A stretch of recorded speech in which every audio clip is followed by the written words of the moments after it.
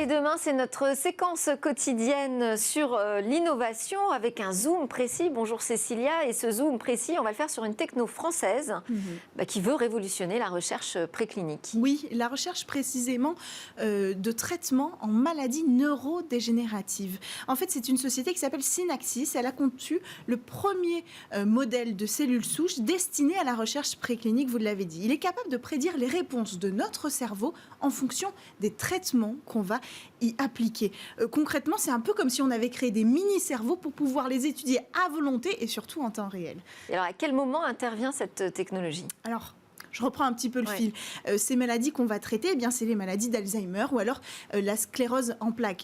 Ce qui veut dire que ces maladies endommagent le cerveau de façon irréversible. On dit irréversible, bien sûr, parce que pour l'instant, il n'existe pas de traitement pour soigner notre cerveau. Alors, il faut trouver des traitements, faire des tests, et ça passe inévitablement par une phase de test sur les animaux. Et c'est là qu'intervient la société Synaxis. Elle veut balayer cette phase de test sur les animaux et faire des tests sur ces mini-cerveau. Alors concrètement, elle a conçu un modèle 3D de cellules souches de culture. C'est-à-dire qu'on a pris la cellule souche du cerveau d'un homme et puis on l'a répliquée en laboratoire pour pouvoir ensuite recréer un mini-cerveau, donc le cerveau d'un être humain.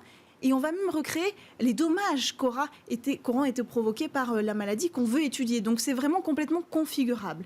Et là, ça va encore plus loin. C'est-à-dire qu'en plus de tester ce traitement, on va pouvoir voir les résultats en temps réel. Parce qu'on a l'avantage que cette solution, elle est connectée, si j'ose dire. On utilise la technique qui s'appelle la microscopie électronique analytique. En fait, ce sont des capteurs biologiques très spécifiques qui existent déjà, c'est pas inventé par la société, mais utilisé ici, ça permet d'observer en temps réel l'action du traitement sur ces mini-cerveaux et donc d'agir très précisément et très rapidement sur l'intervention de ce traitement sur le cerveau.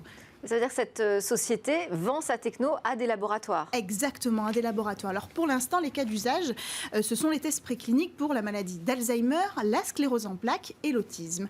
Mais les données qui sont enregistrées par ces capteurs, elles sont d'ores et déjà utilisées pour aller plus loin sur le sujet de l'épilepsie ou de la maladie de Parkinson. Donc vous l'aurez compris, il y a cette phase de test avec ce modèle 3D donné par cette société. Et en plus, il y a toutes ces données accumulées qui vont, elles, aider la recherche. Ça va permettre d'avancer, une fois de plus, vers la recherche, l'aboutissement peut-être un jour d'un traitement pour ces maladies neurodégénératives. Il faut rappeler quand même que pour la seule maladie d'Alzheimer, c'est 50 millions de personnes dans le monde qui sont concernées aujourd'hui. Ça permet d'accélérer les recherches ? Oui, c'est ça l'idée, c'est d'accélérer les recherches, d'être plus précis, de balayer et peut-être de faire des économies animal, de faire des économies et de cibler plus vite et plus précisément une solution efficace à long terme.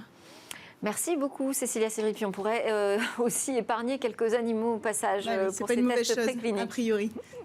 Merci beaucoup Cécilia Sévry. C'était Smart Tech. Merci à tous de nous suivre à la télé, sur le web et les réseaux sociaux. On se retrouve demain. On sera à 11h au rendez-vous. Pour le jeudi, vous savez, on fait un grand débrief de l'actualité technologique. En attendant, je vous souhaite à tous une excellente journée.